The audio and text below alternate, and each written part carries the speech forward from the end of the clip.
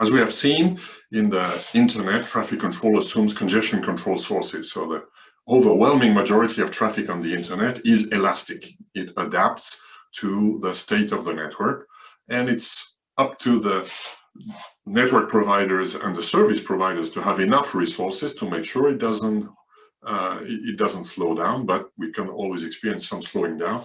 But because the applications we're using, like Zoom now, for example, is using the internet, if you have a bad connection at home, then perhaps the audio will be broken, perhaps the resolution of the video will reduce. So the Zoom application has some elasticity and will adapt to what the best effort traffic will be, it will receive, up to some limit, of course. But this is not appropriate for UDP applications that have very strict delay requirements. For example, the teleprotection and PMU streaming. PMU streaming does not have such a strict requirement as teleprotection, but still a stricter requirement than Zoom. If the delay is larger than 20 milliseconds, then the packet is lost. It's because a new packet will come later. So how can we guarantee low delay and virtually no loss to such flows? Certainly not by using the congestion control of the internet, so we need to do something else. Before that, let's understand where the losses come from.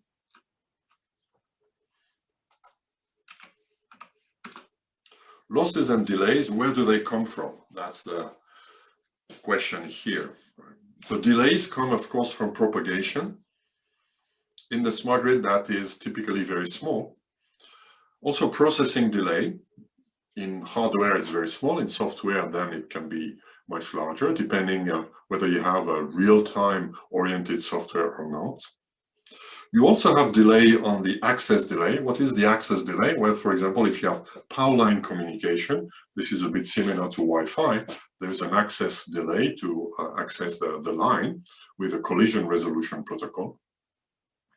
On some systems that are called field buses, there is also an access delay, which is now not based on collision, but I would say old-style communication in some equipment uses a central controller that passes the right to speak to every device, one after the other. So if you have n devices, then you speak, your turn comes one out of n. So when you have something to send, you need to wait until your turn comes. So this is also an access delay. And of course, you have the wireless protocol if you use Wi-Fi or Zigbee or other system for some devices. And this is also adding to some delay.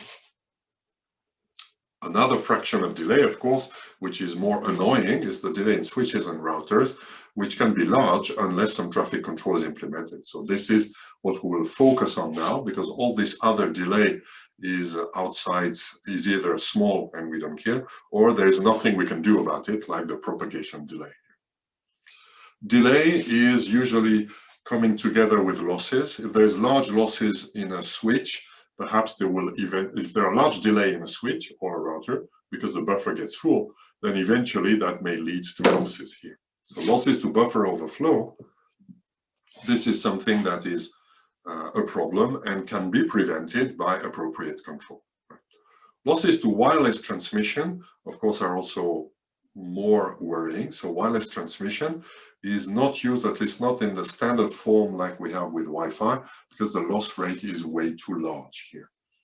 So if you use wireless transmission, typically you will use what is called directional antennas, where you will beamform the signal on such that you will have quality that is close to what you have on cable. On cable, the packet loss rate is very small. So if you lose packets, it is typically not because of transmission on the Ethernet lines, but because of losses in an Ethernet switch. So this is precisely the things we want to avoid here. So if you have a number of applications that are using here, I put router, but it can be a switch. That from the traffic control viewpoint, there's no difference. Then if there is a multiplexing to a common communication line, then this communication line may become the bottleneck, and therefore there is a buffer. That's the primary thing we see in all communication network. That's a consequence of the principle of doing packet switching. The internet becomes, or the network becomes a queuing network here. Now, what can go wrong in such a setting? Of course, if you have only a number of PMUs that nicely send their traffic every 20 milliseconds, then you can do a calculation such that, for example, the rate of the communication line is larger than the total rates of the PMUs, and then the buffer will absorb the problem that comes when several PMUs send the packet at the same time. But if the communication line has a rate that is large enough, and if the PMUs behave exactly the way that you expect, then that's good enough. So that is called traffic engineering. You can simply do a computation and say that the rate of the communication line is large enough.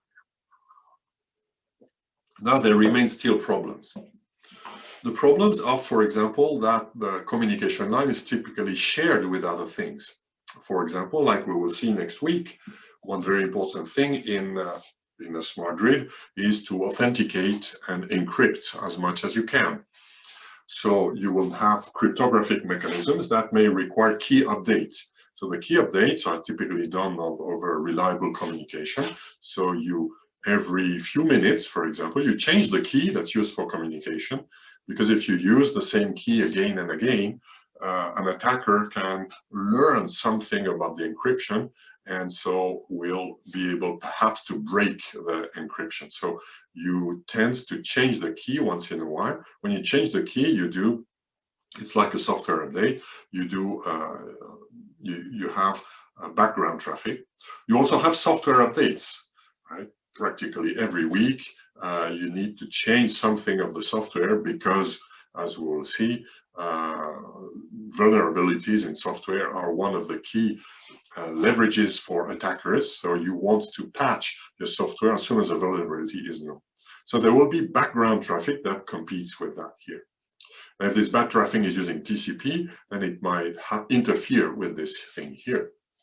And as we have seen also, there can be bug in a flow. There can be a babbling idiot, for example, that will create a traffic flood, not speaking of an attack. And this bug might simply create huge losses that will break your communication system. For example, the teleprotection will have a large delay and becomes useless here.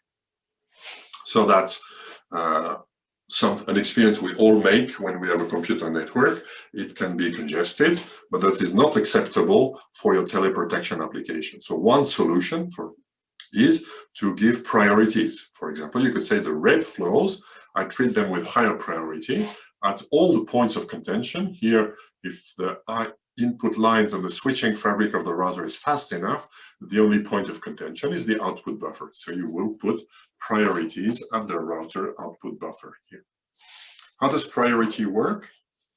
Well, priority simply, the simplest form is called non-preemptive priority, consists in having several queues and serving the high, so one here is the highest priority. Then the game is I serve priority one queue always, except when it's idle. So here, if there are 3 packets that are coming on priority one queue and 2 packets on priority 2, the priority one queue will receive A and C, will serve them, so they go out. Now the Q1 is empty because E has not yet arrived. So Q1 is empty. Then only when Q1 is empty, I start examining Q2. Now packet B was present and waiting in Q2. It had arrived at the same time as A, but because of a priority could not be served. So packet B comes. Then D arrives quickly after, so it's also served. And packet E in the queue here arrives after D. So when D was present, priority 1 queue was empty, therefore priority 2 was served here. So, and of course you can do that with, you can iterate to more than 2 queues. So this is one of the simplest mechanisms, which is very effective, very simple to use, and that will indeed guarantee that the packets of the high priority will be served and not interrupted by the low priority. So if the update, software update or the key update is the blue floor here, it will be served only in the gaps of the leftover by priority 1. Still, if you do this, you want to understand what happens and make sure that the worst case delay for priority 1, perhaps also for priority 2, because in the example I gave, I had PMUs that were streaming, but in reality, you typically have various levels of what is called criticality. You may have some flows that are very critical, like for example the teleprotection, others that are critical but less, like the PMU traffic, because the PMU system is such that if you lose sporadically one or two measurements, the system does not break.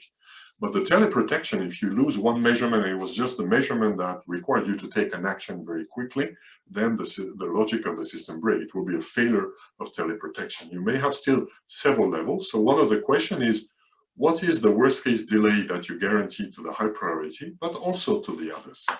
So let's start with a high priority queue.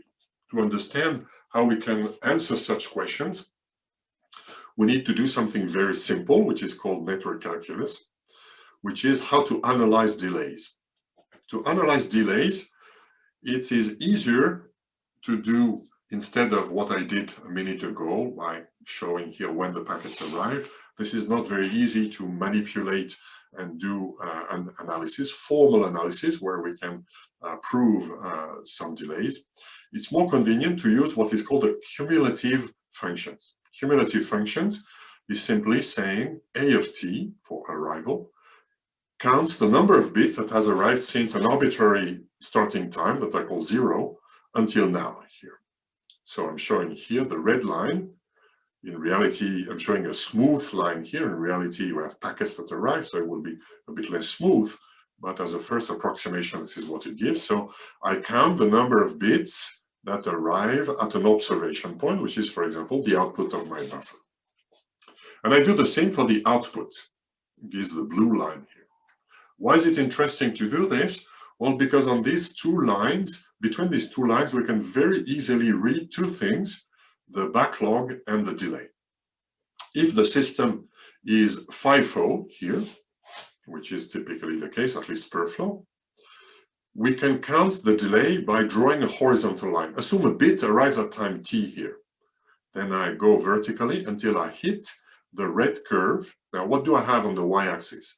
I have the total number of bits that has arrived, so it is the sequence number of this bit in this flow that I have on the y-axis. If I draw a horizontal line until I hit the blue line, I will have the point in time on the x-axis, which is when the same sequence number has left the system. And the difference, well, is the residence time, how much time this bit has spent in the system. So if the system is lossless, and if it preserves the order, if it is FIFO, the horizontal deviation gives us exactly the delay. Here, the delay for the bit that arrived here.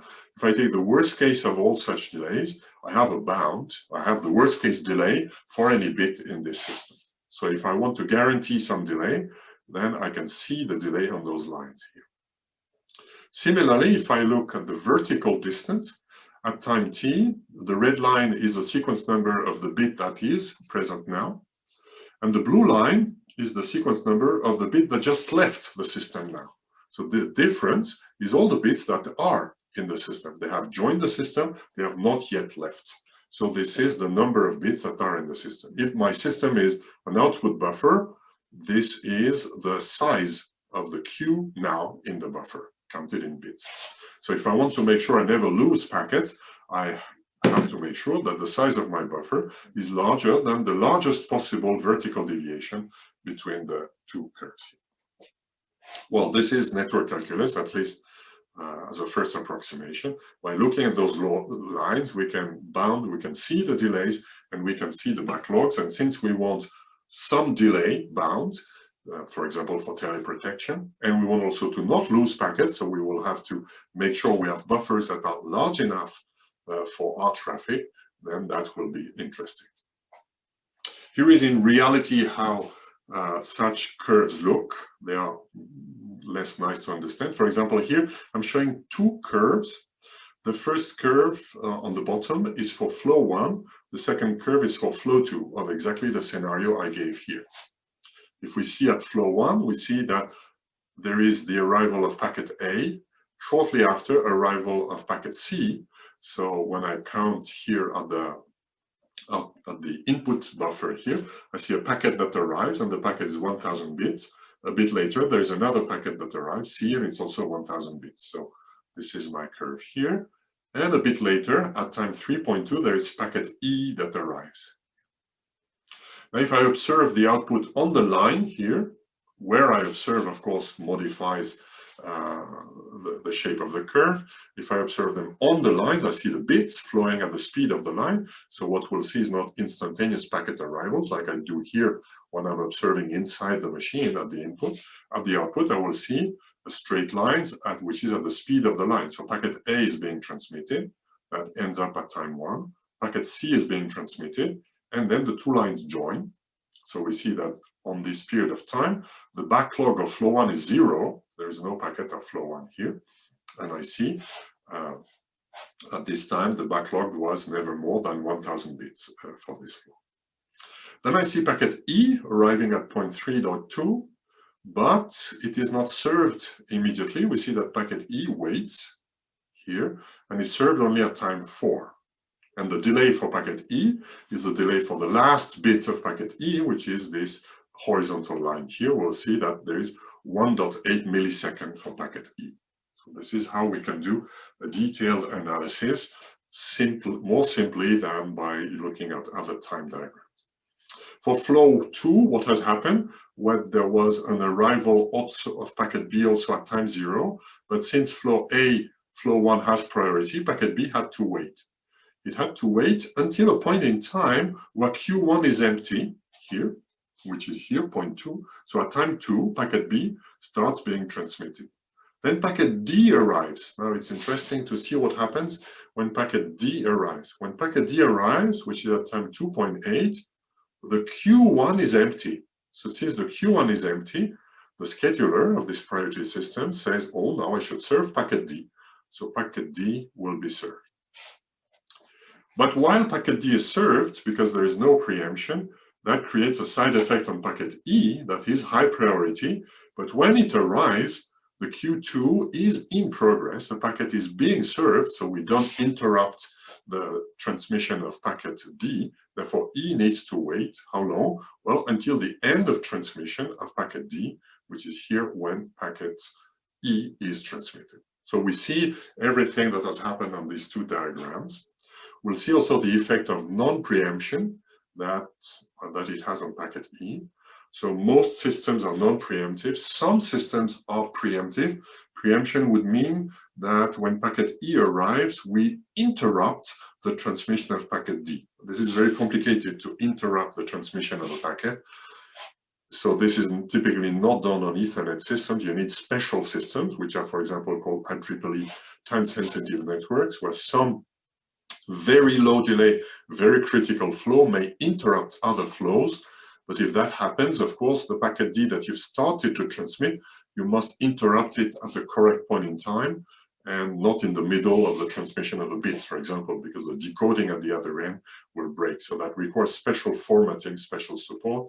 This is done sometimes, but we will, even if it is done, there is always some element of non-preemption. You cannot immediately interrupt D. You need to interrupt D smoothly, so there will still be a small delay. Here, to simplify things, and also because there is very frequently done, I assume there is no preemption, so E needs to wait until D is transmitted. We can, the concept of arrival, cumulative arrival curves applies to anything, any flow. So what is a flow depends on what you decide to be a flow. Here I've shown what happens if I count flows 1 and 2 together. So I ignore the fact that there is different priority queues. They are implemented here, but I count everything that comes in and everything that comes out. So I see there is, for example, a burst of 2 packets here. Packet C arrives, packet D arrives, packet E arrives. And then we see at the output that there is one busy period from time 0 to time 5. And then at time 5, the system is idle. There is nothing to transmit of any queues. So here it looks a bit simpler. This is what happens if we look at everything together. So we will see here, for example, the worst case backlog. We see that the worst case is here, 2000 bits. This is the largest amount of bits that is ever present in the system, at least for this simulation run. In order to guarantee something, we have to do some abstractions that are called service curve and arrival curve. So service curve is one way to simplify what happens, for example, in a priority node. We say that a system, for example, the queue that we said before, but in general, any abstract system that has a communication flow that comes in and goes out, we say that such a system offers to this flow a strict service curve beta. Beta is a function. If only if during any busy period or any backlogged period, a backlog period is, for example, from 0 to time 5 here. When there is something to do, which you can see easily by seeing whenever the input curve, the red curve, is not joining the blue curve. They join at time 5. So here a busy period is 0, 5. So within any period of time that within this interval, then we say that we offer a strict service curve is the output of bits is at least equal to beta of t during any interval that's here. For example, if we're interested in the service offered not to flow 1 but to the aggregates of flow 1s and 2, then we see that a line that is at 1 megabit per second offers to the aggregate of its input a service curve given by beta of tau is c tau, where c corresponds to 1 megabit per second. This corresponds here to the straight line that says whenever there is a busy period, the output will be at a rate 1 megabit per second. This is what this is expressing. Over any window of time that happens to be entirely within a window, a busy period, the number of bits that is output is equal to the size of the window in seconds multiplied by 1 megabit per second. So this is the simplest example of a strict service curve. I say strict, we will see only strict service curve. There are slightly more general variants of service curve that we will not need them in this course, so we'll not talk about them. So the first example and the most important one is if you have only one flow, because all packets are treated the same. For example, you don't want to look at them differently, whether they are treated or not, that's a different story. But if you observe all packets as one flow, a single server queue, a communication line, offers a strict service curve given by this simple function, a linear function. Now if we zoom now on priority 1. Priority 1 is the high priority that we've seen in the previous example. Which service curve can we guarantee to this flow when the line is at 1 megabit per second? So as usual, you can annotate or give your response via the chat.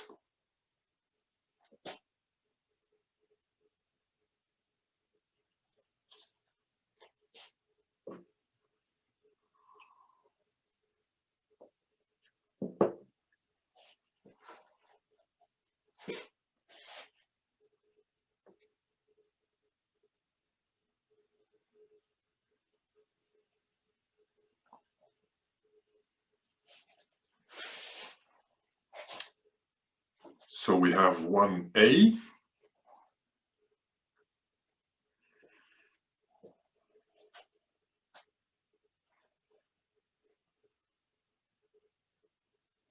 So you have to, the A is gone. A became B and 1A. I'm not sure whether Mathilde, you voted B for this one or it's from another. Yeah, I changed my opinion. So. Okay. Well, bad news, it's none of these. So I end this poll.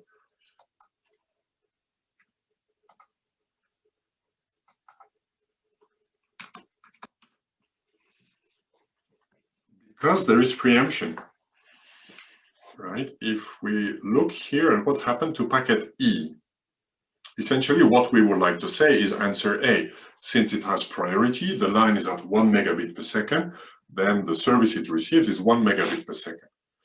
Which is true if we do things like internet web browsing, where we don't care too much about very detailed things that happen at the microscopic scale. But when we want to guarantee 4 millisecond delay for teleprotection application, that's not good enough. Because what has happened here for packet E, you see that because there was packet D of the low priority flow, but that was in the middle of a transmission, E had to wait until the end of transmission of this packet. But that's the worst that can happen. So when a packet arrives, either the high priority queue is being served, and then the service offered to the high priority queue is CT, is at the rate of the line, or not. But if that happens in the worst case for the transmission of one packet of the low priority queue. So if Lmax is the maximum size of low priority traffics, then the worst case that happens is that you wait for Lmax over C. So if the two packets arrive quasi at the same time, then but the low priority was a nanosecond before the high priority, then you will need to wait for quasi the entire packet. So this is the bound we will have, which means if I look at the service received to the higher priority queue, so this is flow 1 here. This is the curve that we've seen a minute ago for flow 1. And I say, this is a busy period starting at the arrival of packet E. The queue is busy.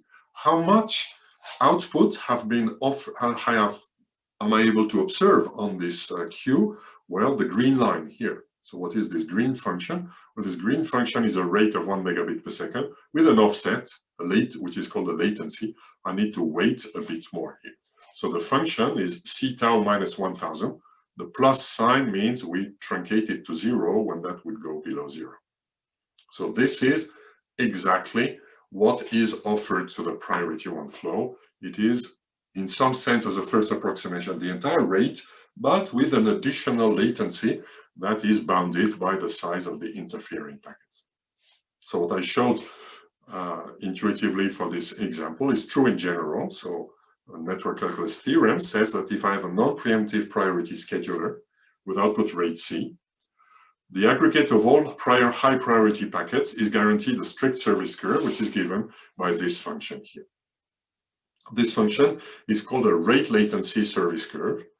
It is a latency part. That means during a busy period, we can keep you waiting for at most T, but then we serve you at a rate C. So this is, if we want to do microscopic analysis of delays, then this is giving a very accurate meaning to what it means to give exactly a guaranteed rate C to this flow. We give it exactly, but with some latency aspect, which is exactly captured by that. So another way to think of it is to think as a server with vacation for the high priority flow. But in general, if I offer a rate latency service curve, most of the analysis that people do to have very detailed delay analysis is using rate latency service curves. So in general, if I have rate R, which may be less than the rate of the line, I say that I offer to a flow a rate latency service curve. This is equivalent to saying the flow is served at a constant rate R, but once in a while, the server can go on vacation and stay there for a duration that is bounded by T. So I serve you at a rate R, but when you start a busy period, you will need to wait for a period T here.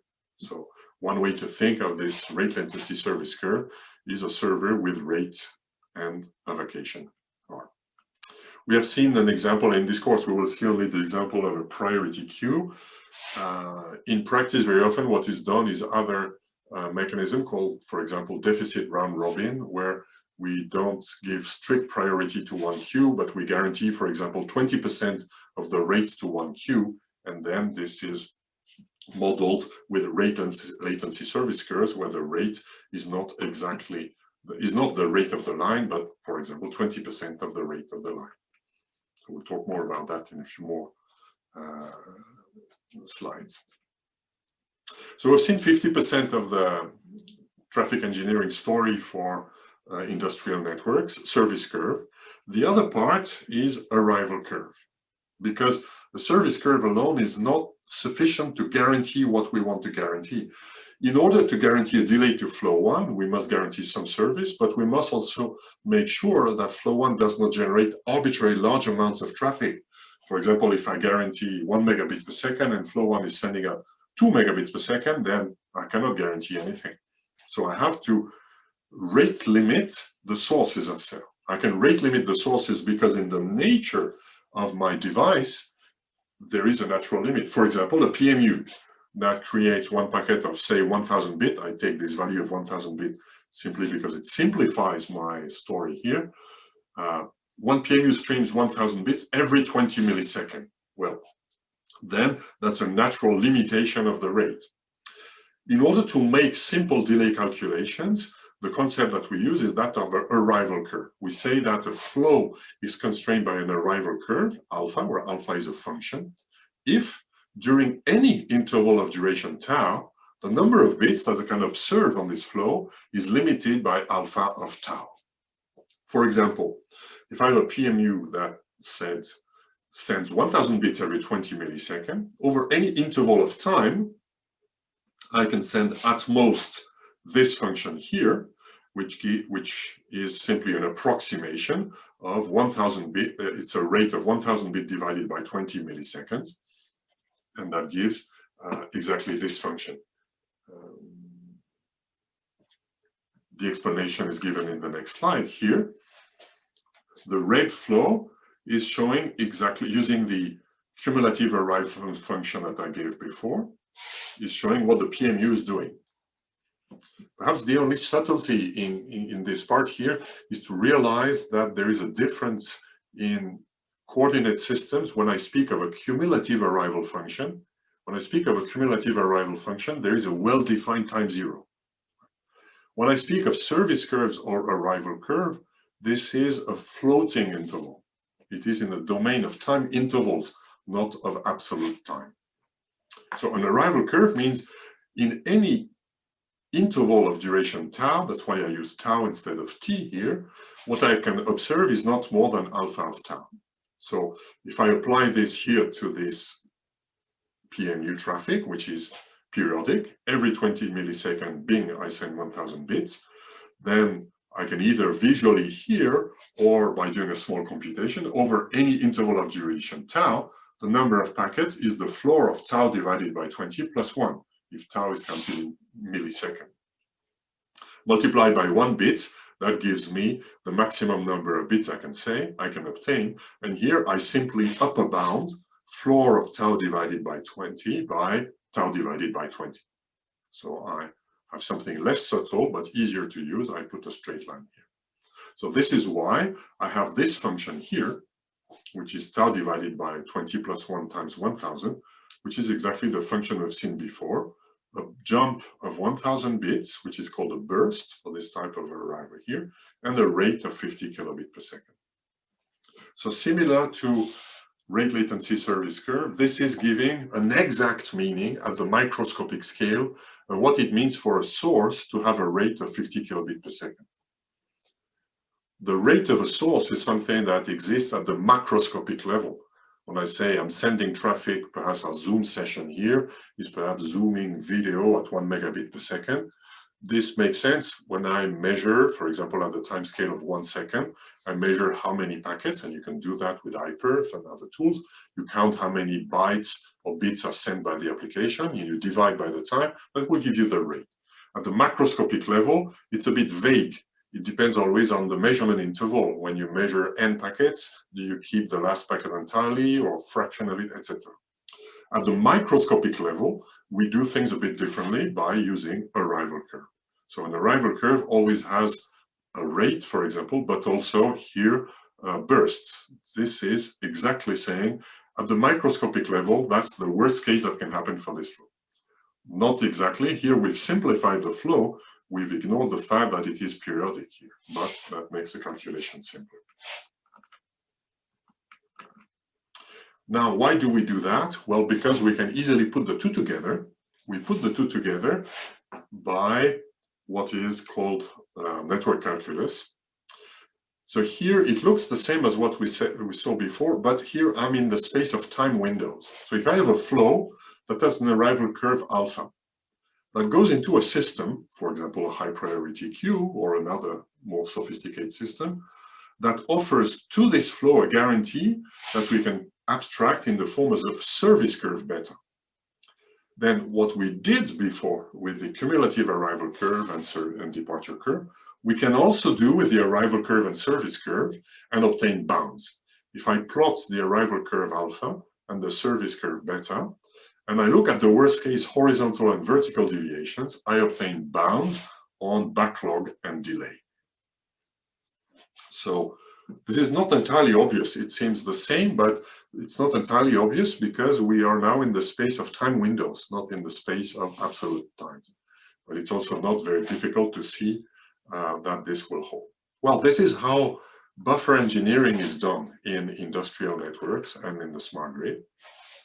For example, here, I'm assuming an optimistic example. Assume I have a source here, for example, the priority 1 red flow, that has an arrival curve with those parameters, a burst of 3 kilobits, so it can output, for example, up to 3 packets back to back, and a rate R, which is given here to 1 megabit per second, which is 1 megabit per 1 megabit per second, which is 1 kilobit per millisecond. Assume it goes into this line at 1 megabit per second as priority 1. We know that the service curve is this one, which has the same slope, but a latency here, an offset of 1 millisecond.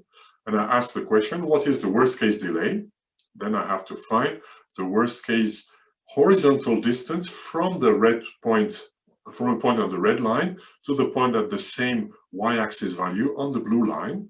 And we see that if we start here, it increases, and then the worst case, it increases until that point. And then if we continue, because the two lines are parallel, the value will be the same. So if we do the math, we will find 4 milliseconds, 1 millisecond being the latency here, and 3 additional milliseconds being the time to serve a burst of 3 packets. We can reinterpret this time if we want by saying the 1 millisecond is the worst case that happens because of a low priority traffic being sent, and the 3 milliseconds as the worst case due to the internal burstiness of the flow.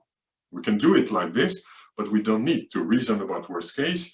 The benefit of doing that, using that type of theorems, is those are proven. It's not scratching my head and saying trying to imagine what the worst is, because it's very hard to prove in this way. This is based on those concepts of arrival and service curves. So this is here, with such a system, I can guarantee 4 milliseconds to the high priority flow. This is a bit academic here because I was assuming 1 millisecond there, 1 megabit per second there for the red, and 1 megabit per second for the blue, which is, in practice, will never happen. If it's exactly 1 megabit per second for the two, because there are clock inaccuracies that we will talk a bit more about, but you've already seen with GPS, if the clocks are not completely perfect, of course, there is a small risk that the horizontal deviation here, the worst case is not exactly here. So in practice, you would never have a rate that's exactly the same. You want a safety margin, you want it to be a bit smaller.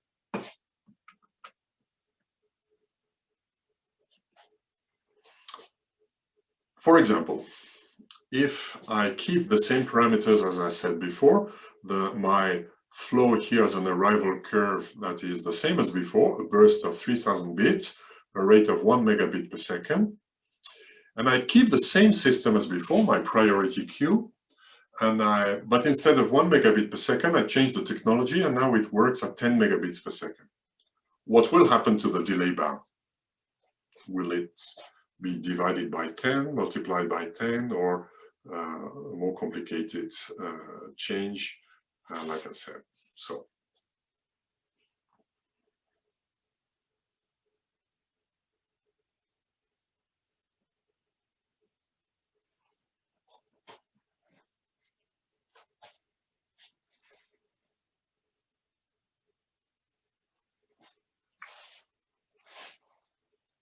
So the communication link is, of course, the blue link, right? It is the output of my priority system. I have the same sources, but my priority system is running at 10 megabit per second instead of 1 megabit per second.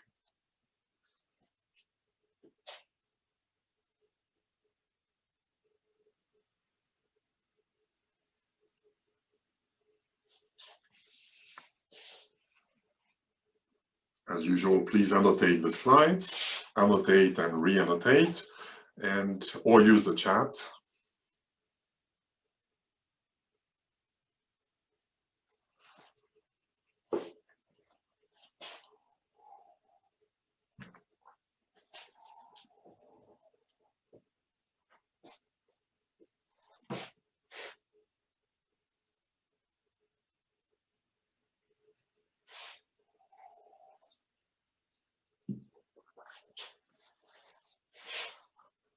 Good, so we have a number of answers.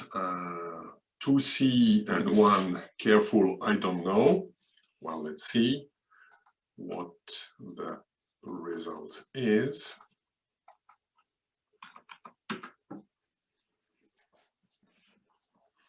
Well, the delay bound in that case, I have my priority scheduler that offers a service curve with a rate C, the rate of the line, and a latency Lmax divided by C. And the delay will be the worst case here, deviation, which is obtained at this point of the line here. So what happens if we have Lmax over C and the other part is B over C, so the formula is B over Lmax over C, so it's inversely proportional to C. So if we increase the delay from 1 to 10, the bit rate from 1 to 10, the delay is divided by 10.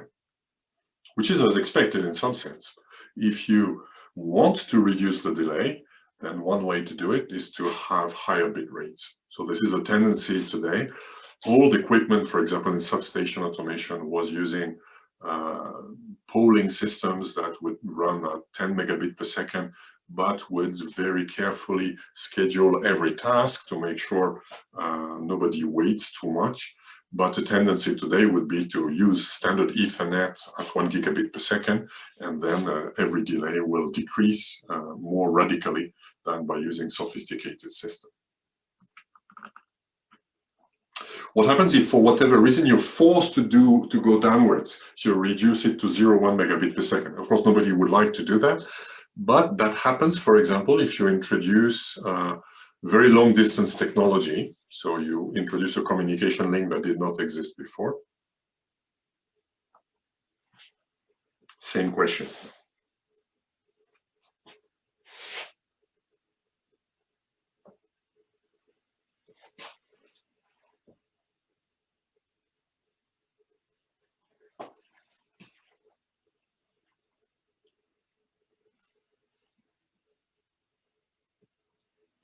So I have a large majority, almost unanimity on A, which is unfortunately not true,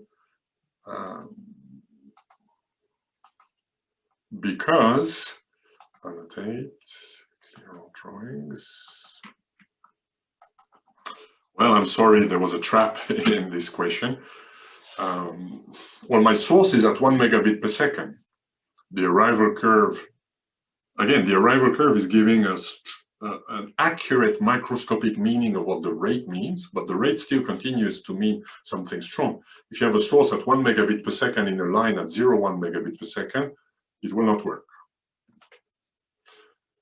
So what network calculus helps us with is find exactly the delay, but of course, at the microscopic scale, but it should be correct also at the macroscopic scale. Here, the network calculus theorem says to us that, well, the worst case, the delay is bounded by the maximum deviation, but here the maximum deviation is infinite because the slope of the red line is larger than the slope of the blue line. So the slope is infinite, the maximum deviation is infinite, which of course delays will never be infinite in a real system, but that means we cannot guarantee a worst case delay to such a system.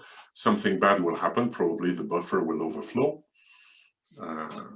So this is to remember. Of course, the formula we gave in the previous slide was true only as long as the lines are, the red line has a slope larger than the blue line here. So it's not just a simple linear formula, there is a small case to study. Voila, we've spoken for 45 minutes now. We can either do a break now and resume in 10 minutes, until 12, or we can continue and leave a bit earlier. What can you put in the chat what you think you would like?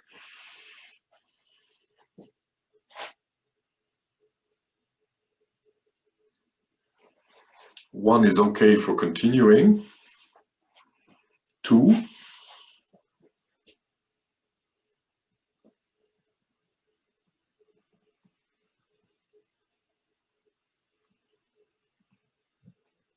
And the rest is not speaking. So earlier, okay, so 1, 2, 3, 4 speaking, so unanimity. Okay, so no break, then we continue, and hopefully we will finish earlier. So what we have seen so far is how we can quantify at the microscopic level, which is required by the small delay bounds we need for some applications, how we can quantify exactly the delays by analyzing the side effects of priority, preemption, etc. However, the priority system I've given does not solve all the problems. It solves the problems of flow 1 when flow 2 misbehaves, but it doesn't solve the case where flow 1 misbehaves. And flow 1 might be the teleprotection. There might be several teleprotection systems. If one of them misbehaves, then we will still have a problem. It will be a problem due to the red flow, but still we would like to not lose all our teleprotection devices because one of them has a problem, for example. So we still need to do something. This something is called shaping. Shaping means even though we think this flow has a certain behavior, for example, a PMU sends only one packet every 20 milliseconds, we want to enforce it. We want to force the flow to not send more than what we think this flow needs. So this is another ingredient.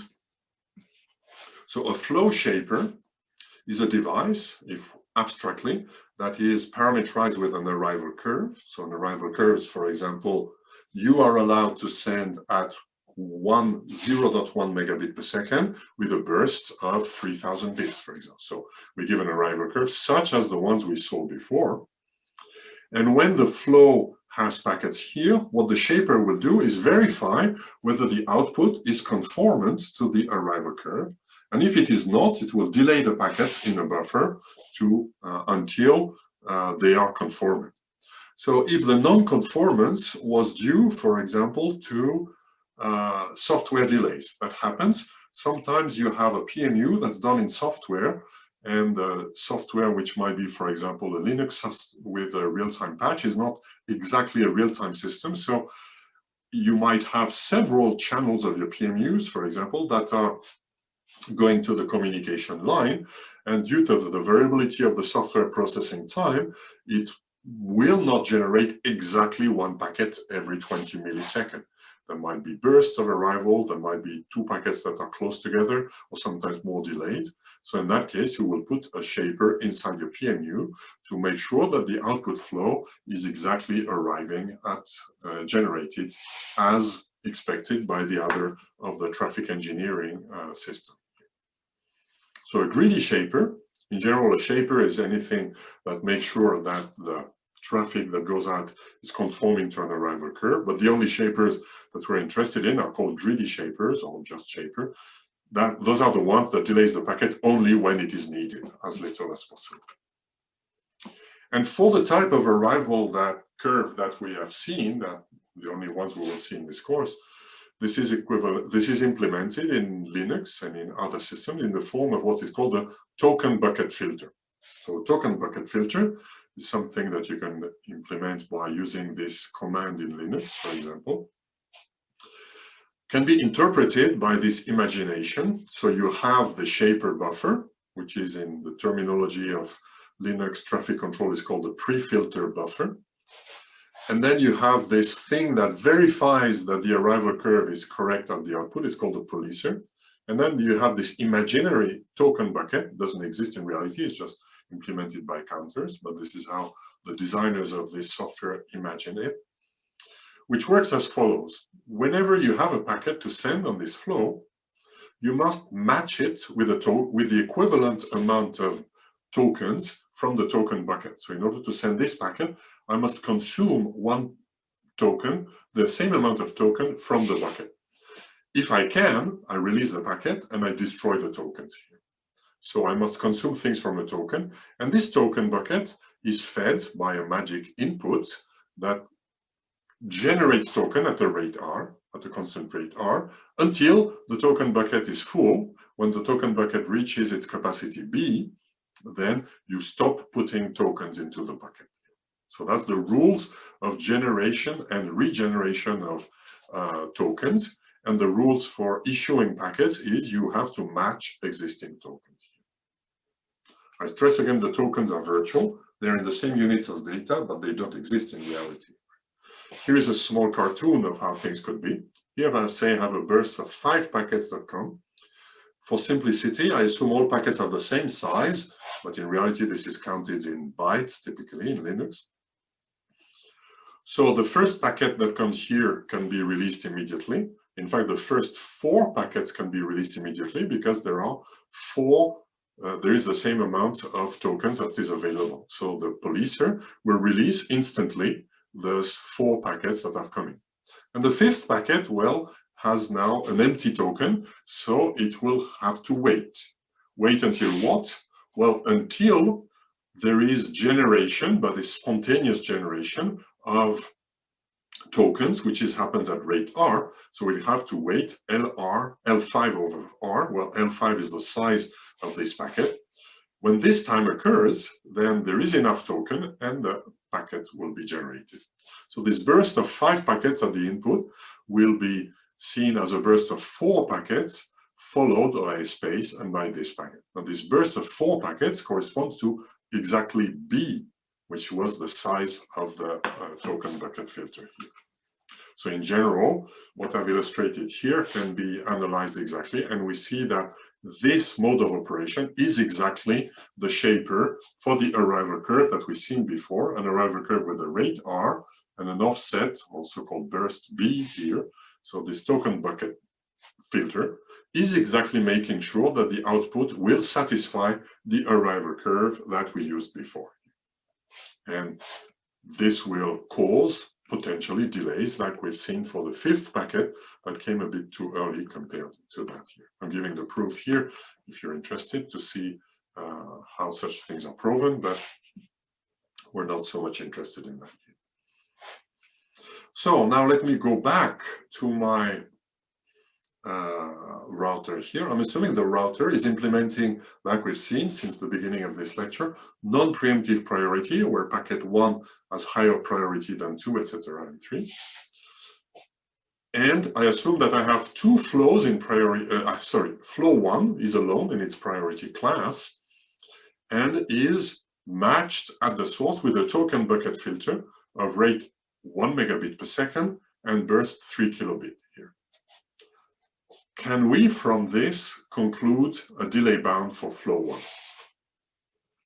And if yes, which one?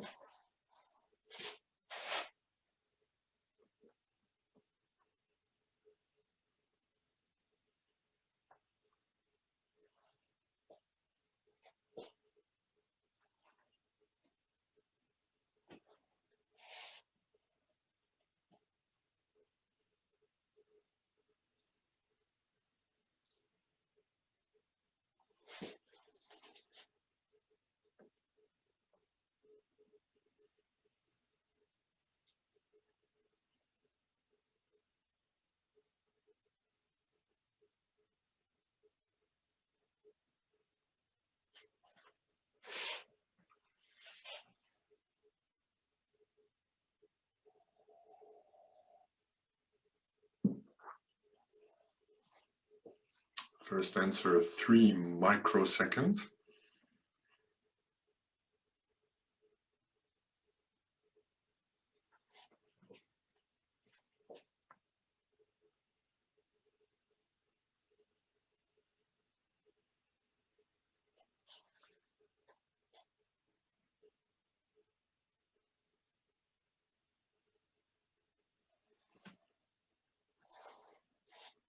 Second answer, twice I'm not sure how to interpret whether this is twice answers or the same.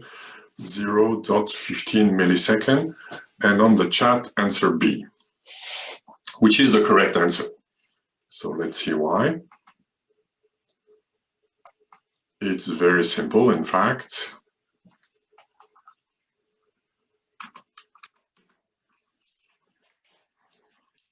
Flow 1 receives a service curve that we have seen before, which is at the rate C minus Lmax. So the only trick here is that the Lmax is the maximum size of any packets of lower priority, and this is 12 kilobit here. So that gives, this is what gives this latency of 12 microsecond here. Flow 1 has an arrival curve forced by the token bucket filter put at the source. So whatever Flow 1 is doing, the output will never be more than that. And with B equal to 1 kilobit, so that will give a delay of 3 kilobits, sorry, that will give a delay of the 12 microsecond plus 3 microsecond, which is B divided by the rate C here. So that gives us this amount, 15 microsecond. So this is how we can see what will happen for flow 1, and we see that we're able to really go into very accurate values, microseconds. Typically, things are worse than that because here I'm giving an example with one flow. In reality, of course, we will have many flows typically, but this is how this is done. Now, of course, we've seen how we can give a value to the latency of flow 1, but there might be other flows. I mentioned why there might be other flows that are still higher priority. One example is we put in a certain class all the flows of high priority. Here there was only one, there might be more. Sometimes also what is done in some calculation is to put every flow in one priority class and then do all the computations that we're doing now until, and use a heuristic to give priorities to flows until you have the correct values for all flows. But the question that is asked here is, are we able to say something for the flows that are not the high priority? The high priority, we've seen the only bad thing that can happen to it is that it is interrupted during a busy period by a latency due to the maximum size of the other packets. Now, of course, for other priorities, things can not be as good. And the result is given by this theorem. If I am a lower priority flow, so I am priority I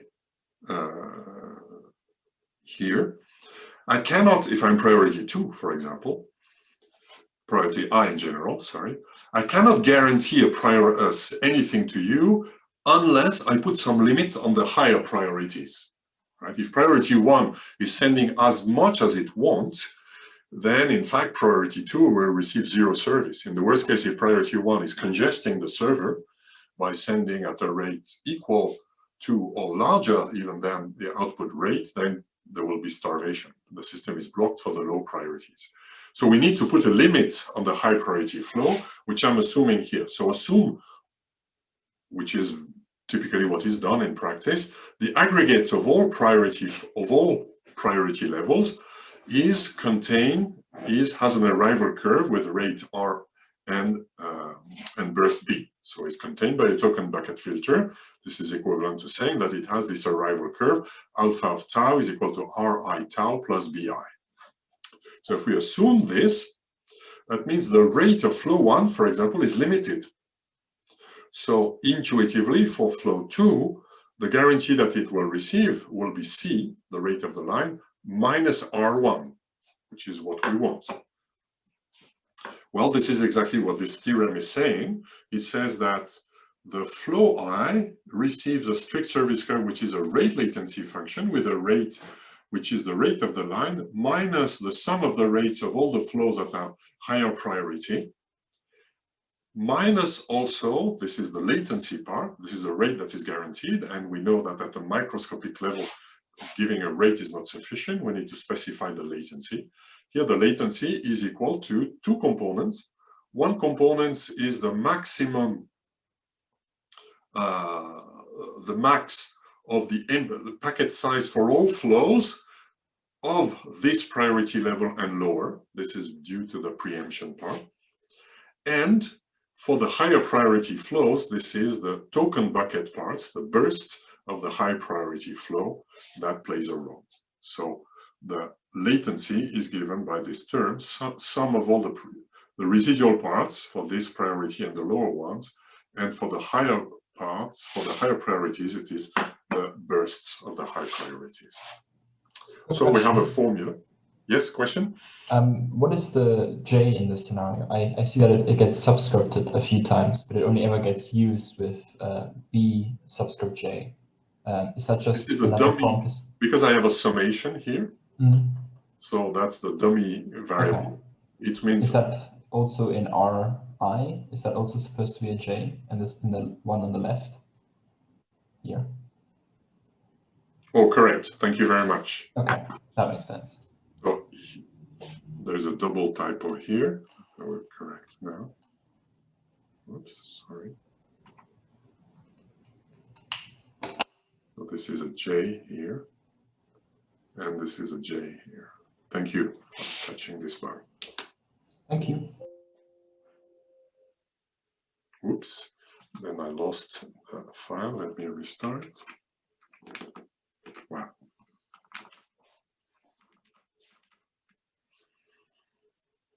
So now we can continue our analysis. Here, if I have those values here, flow 2, which is perhaps of same nature as flow 1, but for some reason was put in priority 2, then we see that the rate guarantee that it receives is 1 gigabit minus the rate that is forced for flow 1, so it doesn't make a lot of change, 999 megabit per second. But the latency part now has the burst of flow 1 plus the residual packet of other ones, which will give us a slightly larger delay bound, as expected, 18 milliseconds here. So we can guarantee a delay bound for flow 2 if we put a token bucket filter on flow 1. So if we continue this analysis for flow 4, what can we say?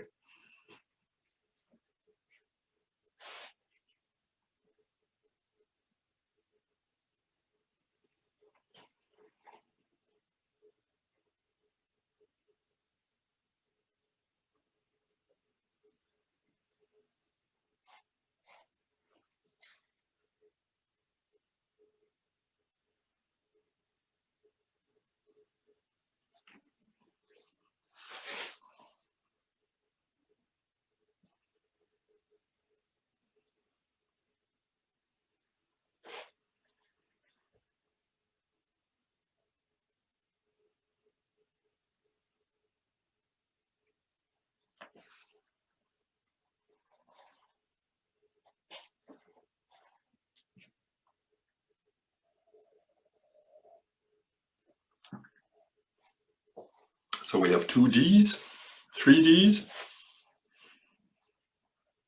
Looks like a serious candidate. 4 Ds, wonderful, which is the correct answer. So we simply apply all the formulas and we find this value here. So 222 microsecond compared to the value for flow 1, which was considerably less. So this is exactly how traffic engineering is done in industrial networks and in smart grids also, which is produces, as you see, values that can be large, that can have a large difference here. So this is why we really need the modeling at the microscopic level.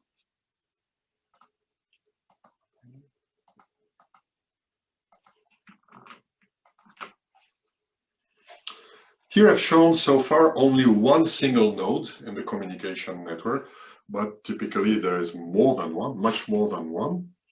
And then we'll not go through the details of that, but I will give you an idea how things go.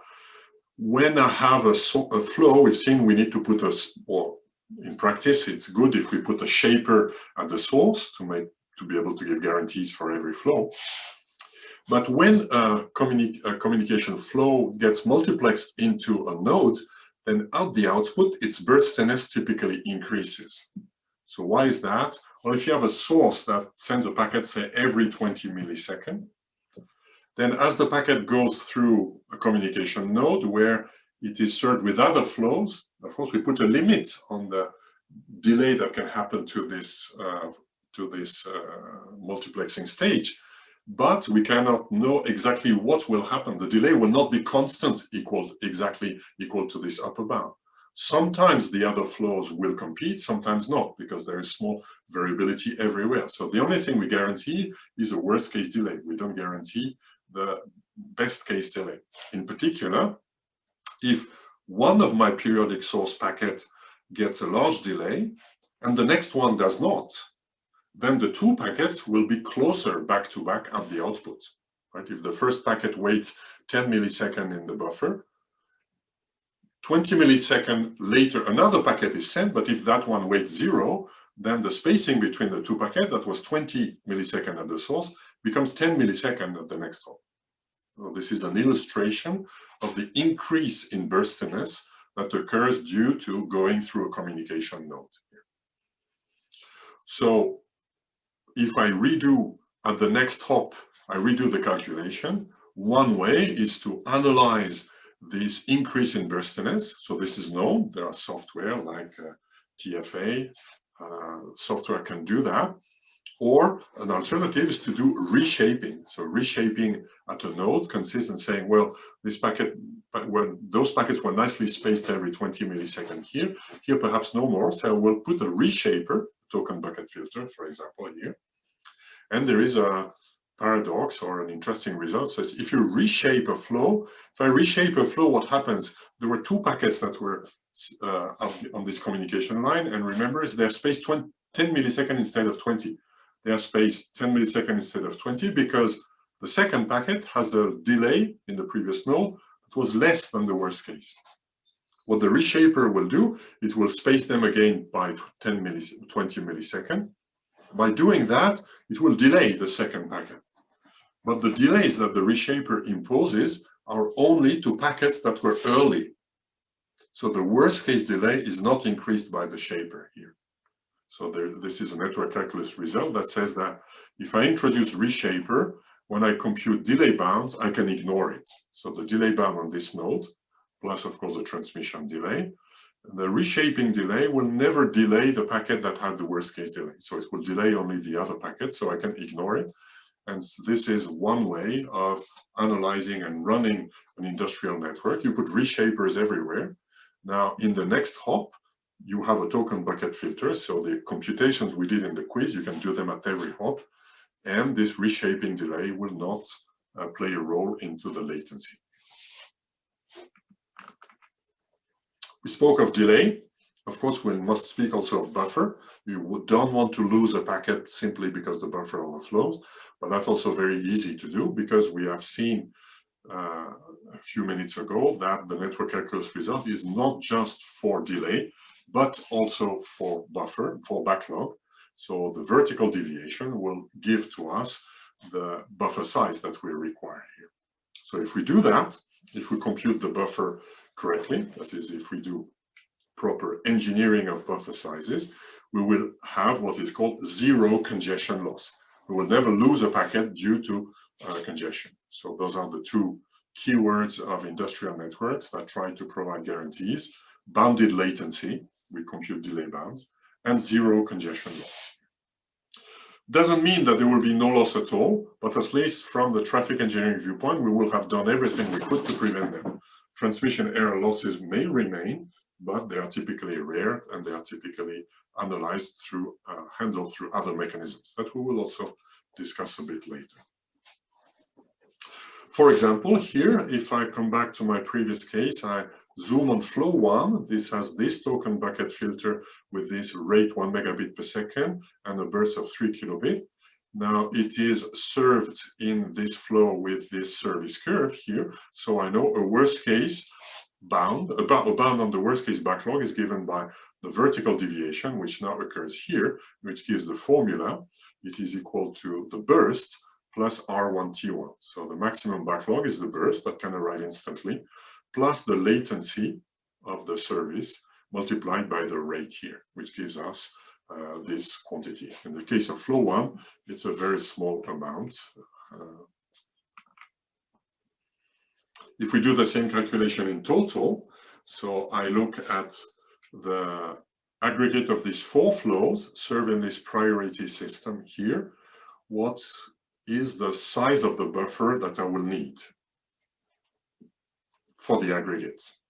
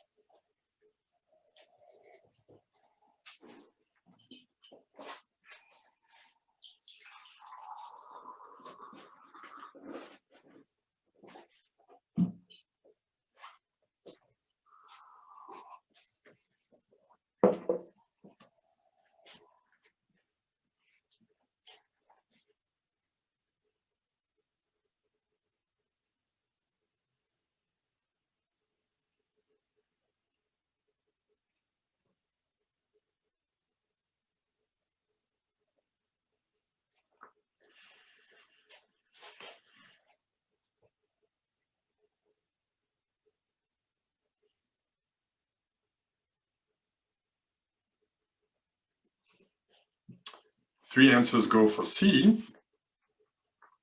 Which is the correct answer. Congratulations. That was a bit more tricky. It was a bit more tricky because we needed to also understand one thing, which is how we aggregate flows.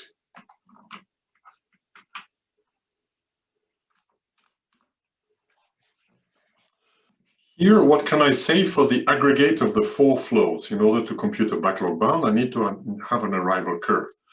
And in fact, the beauty of the arrival curve concept is that if, and that's almost trivial, but that's why the arrival curve concept is so important, if every flow has an arrival curve of this type, then the aggregate of these flows has an arrival curve of the same type, where we simply sum all the token bucket rates and the token bucket bursts here.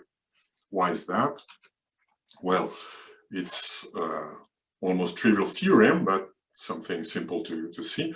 If you have n flows, each of them has a given arrival curve alpha, then the superposition of these n flows has an arrival curve, which is the sum of the alpha. This is why, in fact, arrival curves are used. This superposition property allows us to do calculations like we're doing now. This is also why we use very often linear functions for arrival curve, because if we superpose linear functions, then we simply add the rates and add the bursts here. So everything is very simple with this logic. Here we found 112 megabit per second of total rate and a burst of 206 kilobit here.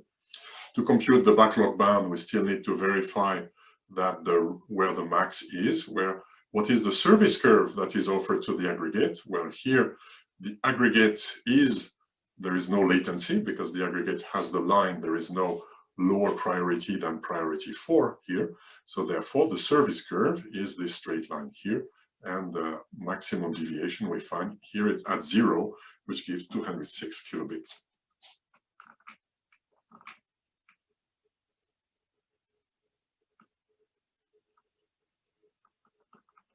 We could have done something else. We could have computed a backlog bound for every flow using the calculation we've seen before, and we would find a total backlog which is slightly more, which is very typical of worst case calculation. When you compute the worst case of the sum of the aggregate of things is upper bounded by the sum of the worst case, but very often is less than the sum of the worst case.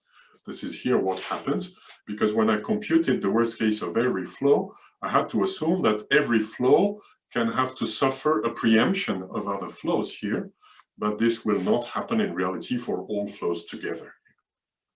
But also the difference is usually small, so in practice we very often don't care about such differences, so such computations are also sometimes done. Voila, we're pretty much done for today. Just a few words. How things are in practice. Well, for smart grid applications, We use typically priority and other scheduling mechanisms that I will discuss to provide delay and loss guarantees to the critical flows, which requires typically putting token bucket filters at the sources, and sometimes, as I mentioned, also reshapers on the communication lines. We have seen the non-preemptive priority. That's an example of what is called a scheduler. A scheduler is something that is handling the queues inside a switch or a router in a more sophisticated way than simply saying, take the first packet and serve it. Non-preemptive priority schedulers are easy to understand. They do the job, and they are very often used in substations, for example. However, they require that you must be sure that all the other flows are properly shaped, because if any of the flows has a babbling idiot behavior, that will destroy the service for all the flows at the same priority and lower here. So because of that, sometimes, or very often, in fact, in real-time systems, other schedulers, such as deficit round robin, are used. So deficit round robin is a very popular scheduler that simply is round robin. Round robin means, in the simplest form, if I have n queues, I serve the n queues one after the other. So I visit Q1, serve one packet, then when I'm done with this packet, I visit Q2, etc. What I've expressed is round robin. Deficit round robin is a bit more. Instead of saying I serve Q1, I give to every queue a number of bits, for example, 3,000 bits for Q1, 2,000 bits for Q2, and then I will do the following. I serve Q1 up to 3,000 bits, if there are 3,000 bits to be served. If there are less, then I will serve less. And when I'm done, I visit Q2, and I will serve the number of bits that is prescribed with Q2. The deficit alludes to what we do when we serve, for example, if I have 2,500 bits to serve from Q1 and I have a quantum of 3,000, the deficit is 500. So this 500 will be carried over to the next round. So when I will visit the next round, I will have 3,500 instead of 2,500. So this is this small subtlety, which we can ignore as a first approximation. So the important thing is round robin. It means I will serve every queue in its turn. So why is that more interesting than priority scheduling? Well, because it provides isolation of flows. If one class is misbehaving, if I give the same quantum to all the flows, I have 4 flows and a line at 1 gigabit per second, then there is a network calculus result that we'll not see here, but you can easily imagine. It is guaranteeing to every flow C divided by 4 rate plus a latency that is a bit more complicated to calculate, but is given in some papers. So essentially, we divide the rate into the 4 lines, into the 4 queues, but the rate is guaranteed to every queue, regardless of what other flows are doing. So if there is a babbling idiot in Q1, then that will create a problem for class 1, for the class that's using Q1, but for the others it will not. So it isolates the misbehavior of one flow to the other. So this is, I would say, the state of the art into providing strong and easy to analyze guarantees in industrial networks. In practice, this appears in lots of different incarnations. We will see that in the smart grid, this very often is used using what is called MPLS. MPLS is something we will speak of next week. And in small smart grid networks, like industrial substations, this uses what is called IEEE TSN. So TSN is the industrial Ethernet that includes all the quality of service mechanism that we have discussed. For example, in TSN, we assume that the flows are shaped with token bucket filters. We use something like DRR, deficit round robin, which is called class-based queuing, which is a bit different, but is in nature is very similar. And we compute delay bounds, and we put reshapers also everywhere, and we compute delay bounds exactly the way we did it. So this is the state of the art in small scale network. In larger scale network, we use MPLS that we will discuss a bit later. Voila, so we come to the end of this first class on the communication part. Token bucket filter is used to limit the rate of a source in all circumstances. Together with priority or other schedulers, this provides delay and loss guarantees. And how do we compute them precisely when we need very microscopic computation? Well, the concept is to use service curve, which in practice is always a rate latency service curve, almost, and arrival curve, which also is almost always an affine function, linear function plus offset. And we can think of them as giving a very accurate definition of what a rate guarantee means, either a guaranteed rate of service or an upper bound on the rate of emission. So this is typically done when we need very hard delay bounds and at low speed. If we are at very high speed, then very often those computations become very simple or sometimes not done. For example, as I mentioned, if you run a network at 1 gigabit per second and you have a small number of flows, like we've seen on the examples, the delay bounds will be very small, and then you're very happy with it. So very often we do static computation by having very large bit rates. When we are at small bit rates, sometimes there are also what is called field buses, which work with central controllers. So they don't use this type of calculation that I give, but they use more primitive mechanisms like EtherCAT, for example, that's almost like a token passing. If I have 20 flows, I give the token to every flow once in a row, and then the maximum latency, this can be modeled also with a rate latency service curve. The maximum latency has to do with the period of this. If I do that, if the round takes, for example, 100 milliseconds, then the maximum latency will be 100 milliseconds, and the rate will be the rate divided by.